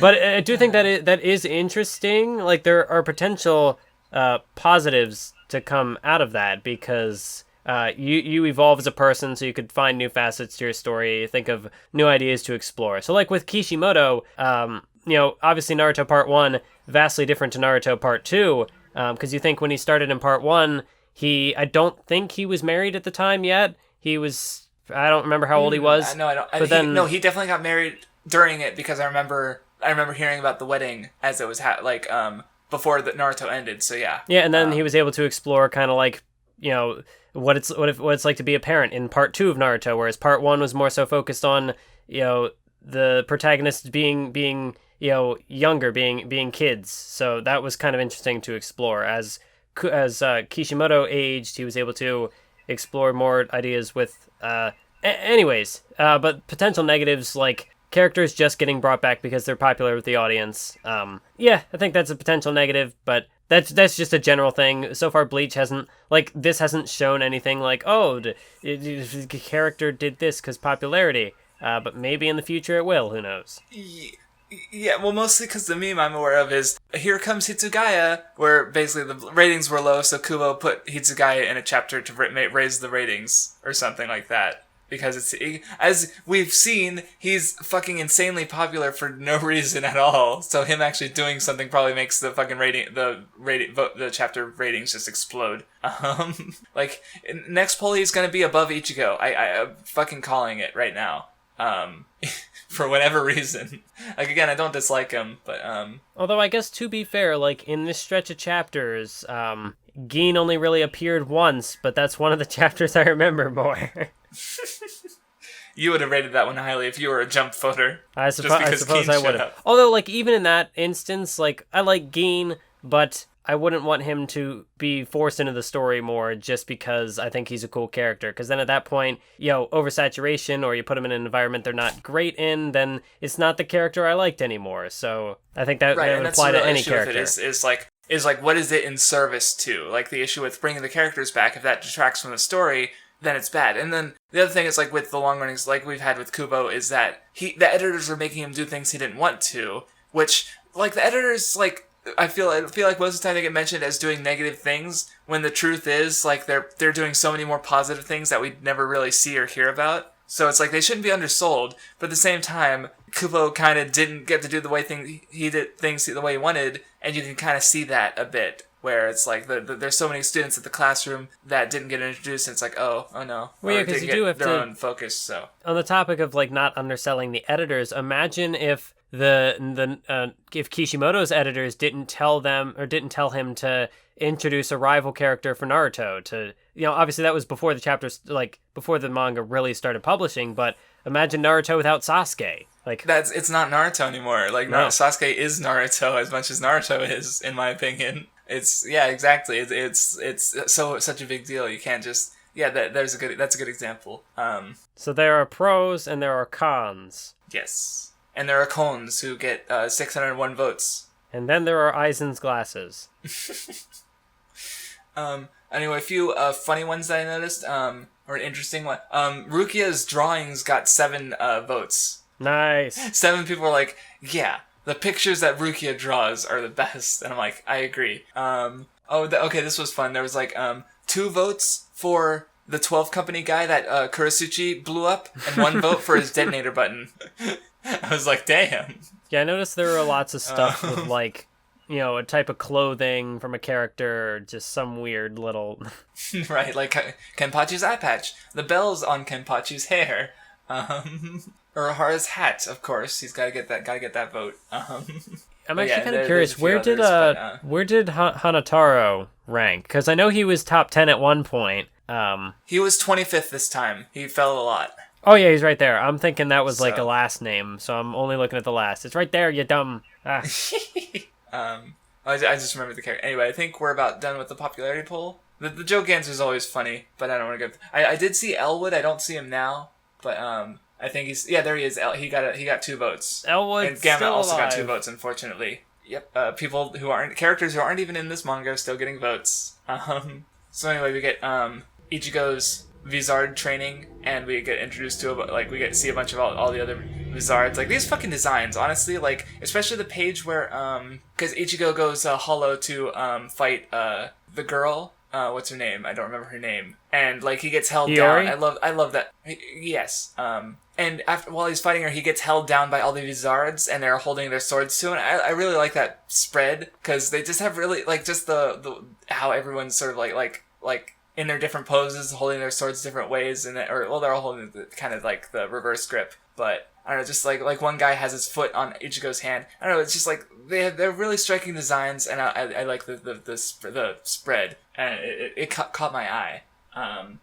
Kubo loves designing his fucking characters. He's got so many fucking wild designs. But anyway, I guess on the note of Hiyori, like, because they fought for a bit, like, I liked how smug she was. But then she gets wrecked, and I actually felt bad for her. Like, there's that one panel of her, like, almost crying, like, you can kind of see some tears at her eyes, and after Shinji's like, are you satisfied now? And she's just like, I felt a little bad for her. But, yeah, this was fine, training arc. Gotta have more of those. Yeah. I mean, I don't really have much more to say. Like, I don't think I quite got anything out of it. See, the thing about this, I think out of all the training arcs so far, this one I kind of liked. Especially because there's more going on here. It's not just Ichigo training this time. You have Ishida's doing his stuff in the background. You have Chad. Renji and Chad. He goes off to... and Orihime came in, and she was talking with the Vizard guy who has powers similar to hers, and they were having a chat. There's other things going on, so it's not just Ichigo. And even then, Ichigo's sort of there's the mention of bloodlust with Hollows. Or with he was talking with his hollow Ichigo self, kind of not quite, so there's at least an idea there. And I really like the method of how Ichigo was starting to, once they really get into it, with Ichigo starting to learn how to holofy, as they describe it. Yes. And you have the big, what's it called? The big force field thing, and the characters kind of they'll go in for 10-minute things and spar with him to, I don't know, to because he's having that internal battle, and also his hollow is controlling his body and fighting. So I thought that was really cool. It's just that because we've already had so many training arcs up to this point in the middle of arcs, it's here we go again. I mean, I also kind of how the Vizards sort of took part in the training by fighting with him, because they're in 10-minute rotations. So that was a neat idea. Kind of using all you don't see all the fights, of course, but they're doing something. So it's there's at least a reason for all these characters. Because I don't know if they're actually going to do anything at all. I knew they existed, but I'm wondering are these guys going to get fights? Are they going to really take part in the Huakamunda stuff? Because and that's the question is we kind of don't know about these guys. We kind of know their powers, but where did they come from? Were they former Soul Reapers? Were they humans who got Hollow/Soul Reaper? What are they? I don't know. I'm interested, but we don't know yet. So they're a faction, but I don't know what faction. They seem to be at least anti-Hollow, and they probably don't want the world destroyed by Aizen. So, but they aren't allied with the Soul Reapers either. I did think it was interesting how just sort of playing with expectations when these characters were first introduced. I was oh, are they somehow connected to Aizen? Are they going to be the antagonists of this arc? But no, they're helping out. They're helping Ichigo. Yep. And I know that at least the one guy, because as I was trying to look up some anime fights, I found a spoiler. So I do know that the one guy at least has something to do, but I don't know about any of the others. Is Shinji, you mean? Oh yeah, Shinji. You said the one guy. You know what? I'm not going to press you on spoilers. I was going to say, I was intentionally vague, that's why I just said the one guy, but... I'm sorry. I'm not thinking straight. At least I didn't say who or what they were fighting, and I will not say what they were fighting. But yeah, Ichigo's fighting Hollow Ichigo, and he gets a little flashback to Kenpachi, and sort of Kenpachi noting his instinct and desire to fight, and that ties to the bloodlust aspect, and Ichigo's able to he beats Hollow Ichigo, but then there's sort of oh yeah, but if you slip up, I'll get you. So he's sort of he's only it's not quite he's not he hasn't perfected it, and even he's only even able to do it for 11 seconds. When I think one of the Vizards is I think it's the girl with the weird goggles on her head or something like that. She holofied for 15 hours or something. So they're all different. So. I guess, yeah, because even Hollows have their own powers, we saw that, Aizen was looking into it. I think he mentioned it specifically because there was, the one who, if you hit him with your Zanpakuto, the sword vanishes. So, it makes sense that the Vizards would also have different traits to them, So, I don't know, we'll see more of it, especially as, Ichigo develops his Vizard powers more and such. But yeah, so anyway, as the training sort of wraps up a bit, we get a bit of information as Yamamoto says that they found out what Aizen's planning to do, where he wants to make a key to get into the Soul King's domain, and for unknown purposes. But in order to do that, he needs to basically destroy Karakura Town, and that would be a shame. So yeah, but I like how after all that conflict in the last arc, the Soul Reapers are 100% on their side. Basically, they recognize each other, and there's no conflict there. Everyone wants to stop Aizen. Of course, he wants to destroy the world. So, or what? I don't know what he wants to do, but he wants to destroy Karakura, their world. So, yeah. Oh, yeah, we see a bit of Momo again. how did you feel about that? I mean, still reminding us that character exists, reminding us that Hitsugaya has a bit of character behind the popular design. And yeah, it was. I don't know. She's pretty fucked up by because she's like she's not convinced that Aizen is evil, and they kind of like take her away. Like she is fucked up. Like I don't know. I've heard this kind of gets annoying eventually. I don't know yet. I'm a little worried. But we'll see. Oh, no. I mean, I certainly didn't have any issues with it when it pops up here. There's just not much to say about it, but I don't. That's a little concerning. I hope if it keeps being a recurring thing, we'll see. I mean, to be fair, she did get, betrayed by the person she admired and stabbed through the freaking chest, so understandably there's a bit of trauma there. Yeah. So anyway, we, Ishida, I kind of already mentioned it earlier, but yeah, Ishida gets his powers back. And, because his dad mentioned specifically that he needed to press Ishida hard to be able to do it. So he was like, basically, but there's the little bit where, his dad seemed to be getting his son, stressed, and to the point where, because his dad could have killed him, I guess, if he hadn't hit the precise spot to get his powers back. While he was trying to kill him, I guess to take, he says, use Heizen instead of grits, and I'm like, I wasn't paying enough attention to know which one's which. Was it, I guess it's bad because he's specifying it. So, I guess what I took away from it is that, he was disappointed that his son wasn't he didn't have the killing intent, I guess, to really do, because he didn't even try to hurt his dad. Because, he said, oh, you could have at least hurt me if you did this. So he was kind of disappointed in that. So, yeah. I'm not sure what to take away from that yet. But I mentioned that earlier. Ishida's too soft, too nice, and he needs to be a hardened criminal, I guess. Something. Or, yeah, I don't know. I feel like the Quincy's are... I know the Quincy's are going to come up again later. I'll hopefully remember this for later. I say that, but it's because I also remembered the Ichigo against Grand Fisher when there was a sort of life versus honor thing there, and I didn't connect that to Rukia and Kaien later. I didn't, at least not fully. So I'll do my best. I'm doing my best. But yeah, everyone's kind of... Well, see, and one thing that's happening is, they're kind of... Orihime... Because last time, there was the, she was trying to fight the Soul Reaper, and she didn't have that killing intent. She didn't have that resolve to hurt someone, like Ishida did, because Ishida crippled that guy. Because he was able to, but Orihime doesn't, and then they're kind of bringing that up again here, where that she can heal, but if she can't fight like a Soul Reaper can, then she's not useful, and so she's like, oh, and then but then as Aizen takes note of her ability and how I kind of liked how, because she's always been rejecting, she rejects attacks away or to, but her ability somehow rejects reality, it doesn't make sense, and that's kind of the point, and I'm like, that's kind of interesting. I don't know, what did you think about that? It was kind of interesting. Yeah, but we need more of it to really get it, yeah. I guess. But I don't know, it's interesting within the setting just because, the idea of it being, it's a power that rejects things, so of course it rejects reality. That's what? Okay. I like it. I'm sure, or at least so far. I'm curious as to, because again, there's definitely going to be more of Orihime in the rest of the arc, that we haven't read yet. But, so yeah, that's the thing. It's I feel like we're, we're not even 2 hours in, but we're almost done. We've got 10 chapters to go, give or take. And it's I feel like we've been having a good discussion thus far, but it's definitely there's only so many things to talk about. But it's, I think, and part of it is because it's a setup chapter. It's funny because we read, yeah. I think it was 58 chapters exactly.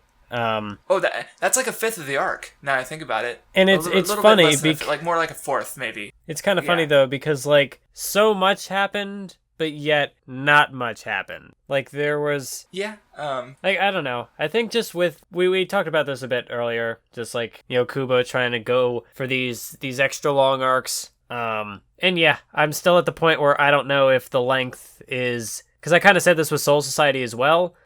Granted, we're only... you said about a fifth of the way through the arc. Well, I'm double checking because we started at chapter 183. The last chapter is... 423. Oh my god! But then there's a chapter numbering thing where there's about 10 chapters, so it's technically up to 433. So that's 240 chapters. So basically, the arc as a whole is the equal amount of chapters to what we've read of the entire series thus far. Basically, there's a bit of overlap, but basically the arc is 240 chapters long, and we just read 60. So that's a fourth of we've read a fourth of the arc.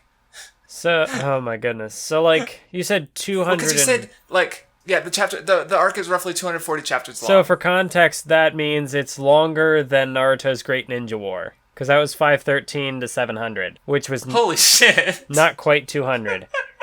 And yeah, I'll say the same thing that I said before, whether I said it for Soul Society or earlier in this episode. See, because in the same comment from, I forget who the commenter was. I think it might have been the same one talking about the different arcs.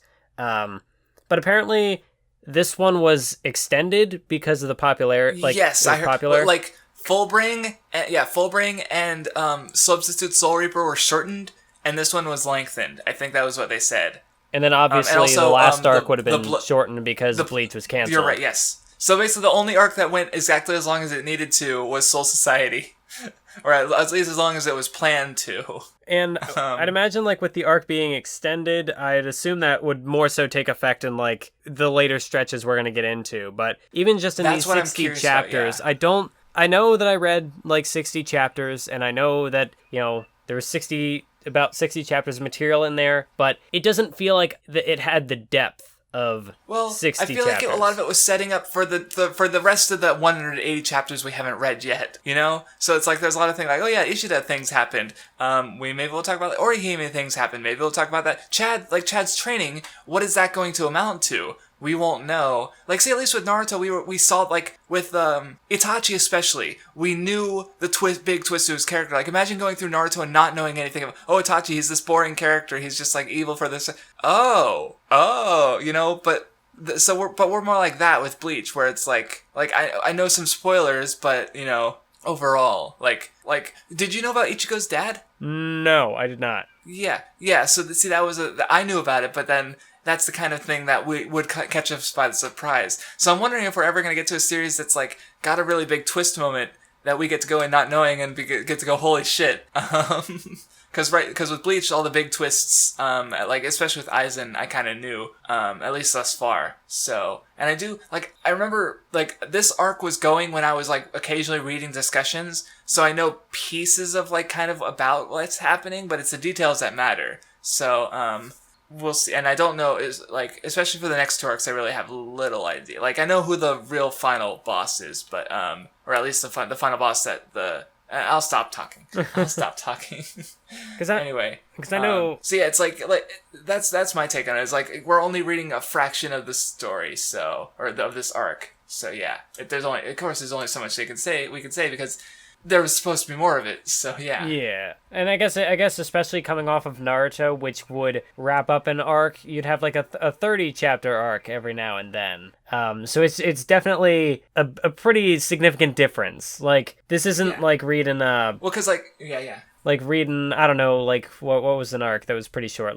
Search for Tsunade. Akatsuki Suppression? That was 30 arcs, or Akatsuki Suppression, not the best example, but about 30 chapters, so you could, I don't know, because I don't know, that, I don't know, I guess what I'm trying to say is it definitely is more difficult because Bleach has these longer arcs, so a lot of it's supposed to be set up, but Naruto would tell, I think, obviously this is relative to a shonen story, so it's not the most meaty 30 chapters you'd find, but I think Naruto could have some pretty what was the word? I just lost the word I was gonna say. Not complex, but what was the word? Dense? Dense, yes, that's exactly the word I was going for. So you could read a 30 chapter arc in Naruto and it'd be pretty dense, and you could see, well, again, because it's only 30 chapters and it's a conclusive arc, you obviously know what everything's trying to play into beyond obviously foreshadowing for future arcs, but this being 60 chapters, it just doesn't feel like 60 chapters worth. But again, part of that is because the arc's not concluded.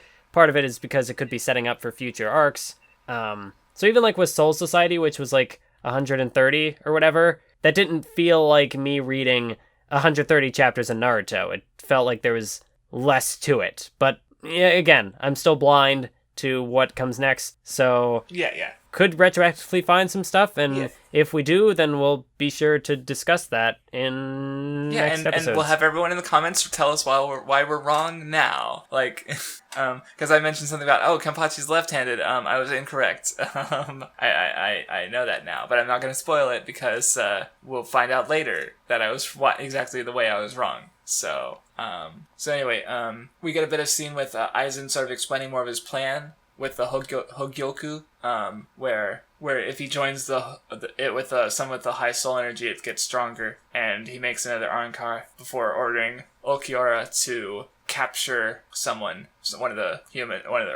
guess they wanted Orihime. So, but yeah, then the Arrancar come in again, and more fights break out, but this time it's just a diversion. Yes, it is a ruse. Yeah. Grimjo he's like, Ichigo, where's Ichigo? Gotta fight Ichigo. Hitsugaya meets Yami. Ichigo does his Getsu. I already kind of forgot how it's pronounced. Well, he does it holified this time. And Grimjo gets pretty wrecked. Like, even more wrecked than the last time, but also yes. not wrecked enough to defeat him. Yeah, well, because he says, like, if you can only do that a few more, like, you probably can't keep doing that, so you're gonna lose. And Ichigo's like, well, shit. And then you also get the octopus lady, who is fighting like 3 Soul Reapers at the same time, and she ends up getting surprised by Hits. Well, see, I thought it was fine because at first she got wrecked by Hitsugaya, and I'm like, eh. But then it turned out she got wounded, but she didn't get fully beaten, and she was up against several Soul Reapers at the same. So she was obviously distracted. So I'm like, okay, they're still managing the power levels decently. So. Although it looked like she would have been, like, before the interruption, it looked like she would have been beaten. But again, that's because Hitsugaya had the distraction from everybody else. And, of course, the arrival of Urahara. Yes. And that gets into that. And then while they're doing that, Ulquiorra meets Orihime, and he's like, hey, you are coming with us. There's no choice. Oh, yeah, he fucking destroys those poor Soul Reapers. Like, the one dude who just gets, like, fucking... Like, you can kind of see his bones in his lower torso as there's a hole ripped into him. Like, yeesh. Ulquiorra just fucking wrecked those guys. But yeah, she's kind of given an ultimatum. And, because the way she leaves, like, makes the others think that, maybe she's working with the Arrancar. That's the only thing that makes sense. And, I mean, she was kind of forced to, but they're not wrong. Urahara is being a sneaky... It's like, he's just doing a smart sneaky thing. Like, he blocks the hit perfectly, and again with the substitute guy's like, yeah, I'm fine with it. It's Urahara. Oh, and poor Rukia just gets fucking wrecked. The worst part of the arc. 0 out of 10. You can't bully Rukia. Kubo, stop. Although this does, I think we glossed over a little bit in like the midsection because this was the second time that Rukia gets wrecked in this arc. Oh, you're right. Okay, because in the first fight after she ices the one guy, see what I did there? Iced, get it? Yeah, there's a lot of there's 2 powers characters with like she's snow and Hitsugaya is ice. It's completely different. Close enough. Go on. But yeah, she takes the one guy out, and then that's when I forget. Is it Grimjo who does it the first time? Grimjo did it the second time. I forget who did it the first time. But either way, like I remember our good buddy Sasuke best character Shoto Kakashi fan series guy left a comment saying like, oh, they were excited for the next arc because Rukia gets a fight in it, and like she took out the one guy in like one shot, and I was like, is that it? Because then she gets axed twice, and it's like, yeah. Before I was willing to like Rukia not really doing much was fine because obviously she didn't have her powers, so there wasn't much she could do. But now she's back and she's supposed to look like a threat and look cool. And so far, like, her only fight, which to be fair, Bleach has a lot of these where a fight is not so much a fight more than it is a squash, or like one guy will look like they're losing and then come back and just wreck at their full power because they weren't at full power before. But with Rukia, she gets to look cool for one brief moment, and then she gets like stabbed in the gut, and then she's down, and Ichigo's got to fight the guy, and then right here she shows up, and she's coming to Ichigo's rescue, but oh no, it's someone else has to save the day. Yeah, Shinji comes in. And it's like, just let Rukia look cool.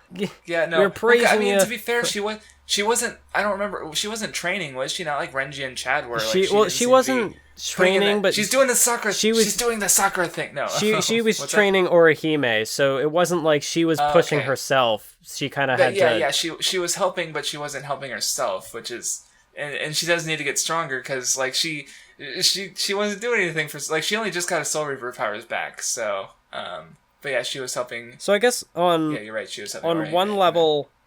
We did earlier in this podcast talk about how Kubo was doing pretty well with the female characters, but like, so far a lot of the more significant moments are kind of falling back on the males, which is that's true, a little disappointing. I wouldn't say that like it's still not quite like Kishimoto level where it's like, oh no, these are good characters, but they're not actually as important as it seems like they're supposed to be. Yeah. Like, it's not like just because Rukia is getting beaten that her character is inherently less interesting for that because, you know, she still has her... It's not like it's affecting her personality or anything, the interesting stuff that, you know, makes her a strong character, even if she's not a physically strong character. But still, it would be nice to see her have a little more to do, when maybe she will. The arc's not over. But this is not a good... I don't think this is... If this is going to be a trend, Yeah, let's hope not. Give my girl Rukia her due. Give her moments. Yeah, but anyway, so yeah, Shinji fights Grimmjow for a bit, and Ulquiorra comes in and is like, we're done. We can go. They go. And then they go. And yeah, then the octopus lady, she's fine, which, because again, I was a bit worried because she seemed to get destroyed, but she didn't, so it's okay. But then. Uh-oh. Then she gets destroyed. But then what, specifically? Like, well, because that Orihime? Oh, right? I was gonna say if you want to talk about that octopus girl person. Yeah, she. Because they go back.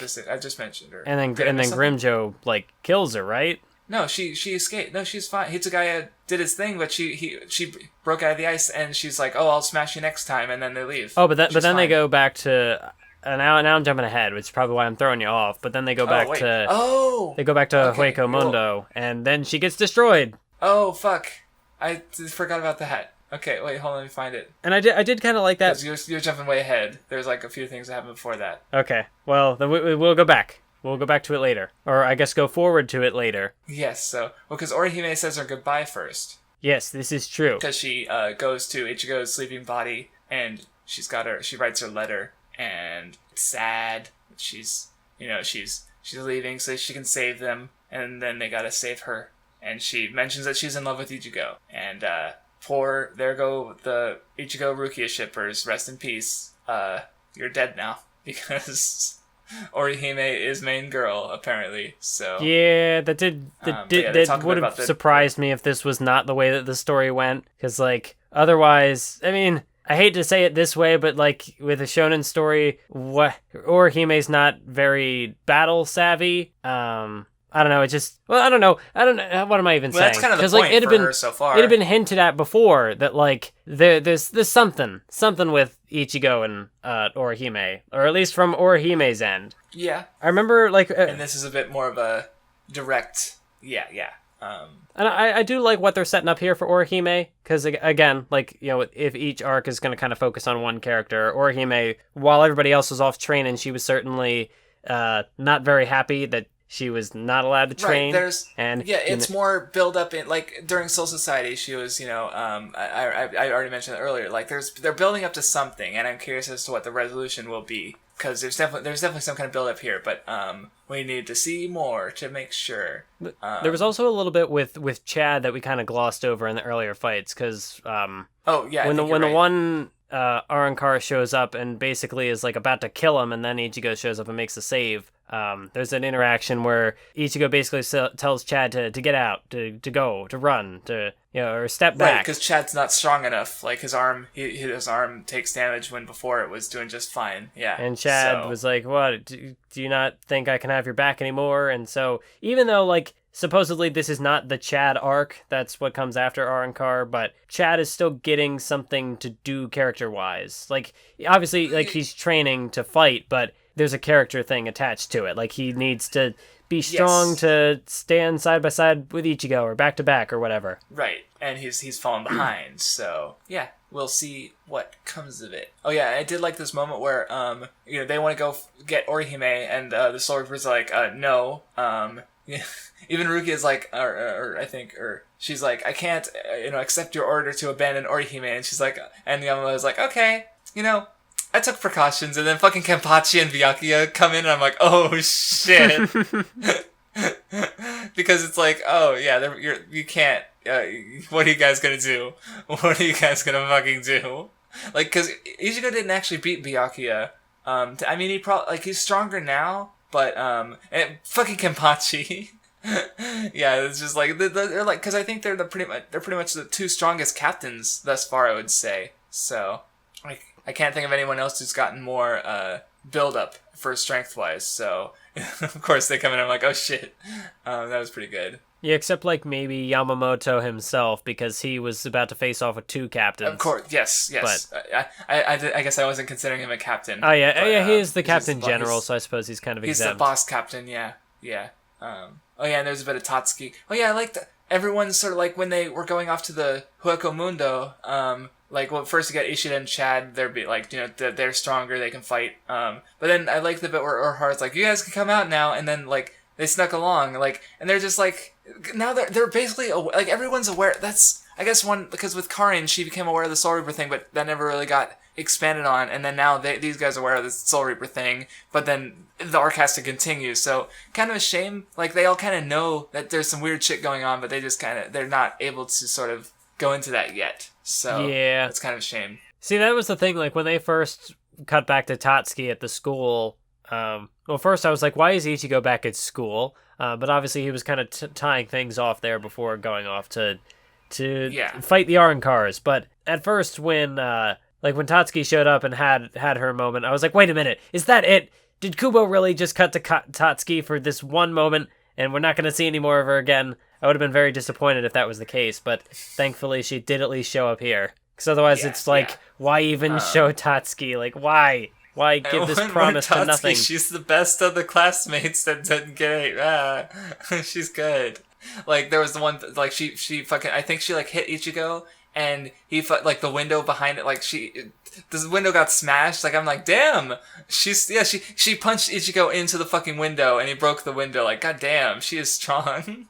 I definitely will say, good, like, but, shame on the Jump editors for, like, if Tatsuki is definitely the most interesting non-character character, if that makes sense, because, like, non-main character, not just because she's physically strong and a fighter, because, like, she's got the cool childhood friend dynamic with Ichigo, and she's got the cool connection with Orihime, so, like, yeah, and the tomboy is as like that's something. That's something that neither Rukia or Orihime really falls in. Like, or even I don't think there's even really a tomboy among any of the Soul Society girls. Like, she's different. She's a different archetype than pretty much any other character I can think of right now. Like, maybe Hiyori is a little tomboyish, kinda. I don't know. But it's like, yeah, it's something different. So it would be nice to see more of. So if nothing ever comes out, I'm gonna say it now, get it out of the way. If nothing ever happens with Tatsuki's character, and she might have actually had the potential to be a character if Shonen Jump hadn't cut the arc short, then fuck you, Shonen Jump. No, you're right. Fuck you, Shonen Jump, indeed. So yeah, moving on a bit. We get the scene you were talking about earlier that I forgot about with Orihime and the Arrancar. She heals Grimjo's arm, and then Grimjo takes that healed arm and fucks up the octopus lady and takes his 6th spot back. So I don't know if she died, because it's just the arm through the chest. That's not... It's Bleach. I must not be reading this art very well then, because I thought there was a massive explosion and like it blew off. Oh wait, maybe you're right. I thought like it blew off her top half. Oh yeah. I missed that part. Yeah, she's gone. Okay, you're right. I didn't see. It's small. I was focused on the big panel of her. Yeah. Okay, I take it back. I wasn't. But then again, this is Bleach. Apparently a character is not like as long as the series is still ongoing. The character's not dead. The character's not dead till the series is over. So I mean, she seemed pretty minor, so maybe not. Maybe not. But like, and we'll consider Orihime's power. Like, she doesn't heal as much as she reverses time. So like, please don't tell me that Orihime heals this one. No. I don't know. It may. I don't really. She's like a pretty minor villain, so I'm like, whatever. But we'll see. I will hope that that's the end, because I did like how there was like there was a bit of a setup to like she was ready for a rematch with Hitsugaya, but then of course gets blown the fuck out by Grimjo here. So it's like setting up that expectation and then just dashing it immediately. And I do like a little bit of subversion with that. So every so often, yeah. I hope that that's it. That this minor villain is done. Yeah. First chapter, the next arc, they come anyway, back. Yeah. We'll see how it happens. So yeah, Urahara rescues Ishida. We get that moment I mentioned earlier where how Ishida's being like his dad and finding loopholes. And then we get a bit of a scene with Ishida's dad and Ichigo's dad. They know each other. They were, they were both hollow hunters, so kind of makes sense. And they just have a bit of conversation, kind of shitting on each other for being bad dads. But yeah, that's about it. And then... yeah, then the Ichigo, Chad, and Ishida arrive, and we're done. We made it. We're done with the arc. Fuck! I will say, moving forward, that I'm certain... keep going. I just forgot something. Go on. Well, I will say, like, moving into the next part of this arc, I'm interested in what Ichigo's gonna do, although as interested as I'll be in Ichigo. Chad's obviously got something to do character-wise because he wants to stand by Ichigo's side again. But Ishida's been kind of disconnected from what's happening here. Like, obviously, there's the relationship between him and Orihime that was established back in Soul Society, so there's that level of personal investment for his character to go join up with this fight. But, like... at least with Chad, like, not only there's the character moment for him trying to get to there, but Chad was also, like, involved fighting the Arrancars for a bit. But Ishida has been completely... well, not completely, there was the one thing with the one Arrancar that showed up, but there's less of a... I don't know, Ishida has felt pretty detached from everything else that's been going on. So, I'll be interested to see what happens with him, how they kind of work him into this arc. Yeah. But I do have I'm a little concerned with Ishida. And I'm definitely curious to see how it goes though, because they set up a few ideas, and the question is like, how do they get delivered on? But yeah, so thing I forgot, the teleports behind you counter. I forgot about last episode too. Because last episode you had Byakuya teleporting behind Renji, you had Soifon teleporting behind Yoriichi. And then you had Ichigo teleporting behind Byakuya.